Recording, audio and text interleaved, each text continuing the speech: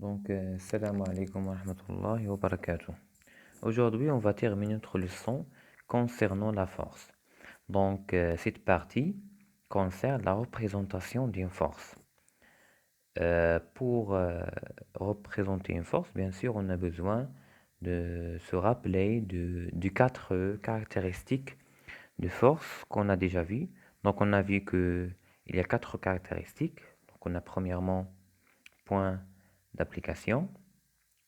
On a vu droit d'action, le sens, et finalement on a vu quoi? On a vu l'intensité. Donc euh, pour représenter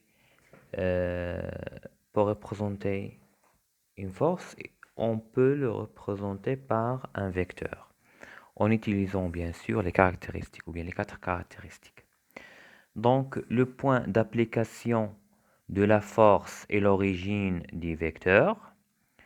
La droite d'action est la direction des vecteurs force. Le sens est le sens indiqué par la flèche des vecteurs force. Finalement, l'intensité, c'est la longueur de ce vecteur-là, qu'on peut bien sûr préciser par l'échelle associée aux représentations vectorielles. Donc, pour comprendre bien ça, on va faire un petit exercice. Donc, cette application-là, comme vous voyez, on peut appliquer tout ce qu'on a vu. Ou bien pour bien comprendre comment représenter une force. La force concernant cet exercice, c'est la force exercée par le fil sur cette boîte-là. Première question. Quelles sont les caractéristiques de la force exercée par le fil sur la boîte? Deuxièmement, représenter cette force en choisissant comme échelle 1 cm pour 2 newtons. Je vous rappelle que dans l'exercice, on a ici que cette force-là a une tension, ou bien une tension de cette force-là a une intensité de T est égale à 4 newtons. Donc on va voir la correction, mais avant ça, il faut stopper le vidéo et faire un petit effort pour que vous pouviez bien comprendre l'exercice. Donc, dans notre réponse, bien sûr, on a besoin de connaître les quatre, ou bien de préciser les quatre caractéristiques de la force T. Donc, première caractéristique, on a point d'application. Donc, pour le point d'application,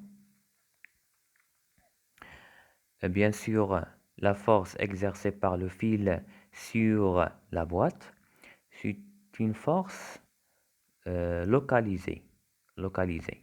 Donc ici, on a force de contact localisée. Comme vous voyez, c'est le point A. Donc point d'application, c'est le point A. On a déjà dit que lorsqu'on a une force localisée, ou bien de contact localisé, donc le point d'application, c'est le point de contact entre les deux, entre l'acteur et le receveur. Donc pour cela, on a le point A, c'est le point d'application. On passe pour deuxième caractéristique, c'est droite d'action. Donc la droite d'action ici, c'est une droite qui passe bien sûr par le point A.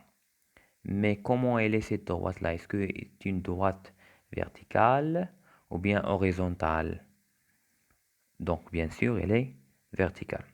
Donc droite d'action, la droite verticale qui passe par A. Donc on passe troisièmement pour le sens. Donc le sens de cette force-là, exercée toujours par le fil. Cette sens, ou bien le sens de cette force, est-ce que on a une force exercée sur cette boîte-là vers le haut ou bien vers le bas?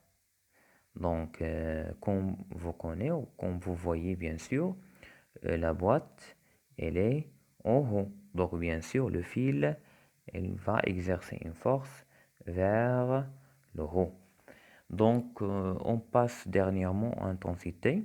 Donc, l'intensité, on a déjà dit que dans l'intensité, elle est dans les données d'exercice ou bien dans l'énoncé d'exercice. Donc, on a ici T est égal à 4 newtons. Donc, comme ça, après la précision des caractéristiques, ou bien qu'on a précisé chaque caractéristique, donc dans ce cas-là, on peut représenter dans notre schéma la force T. Donc, dans notre schéma, bien sûr, il faut préciser l'échelle. Donc, on a déjà donné l'échelle dans l'exercice.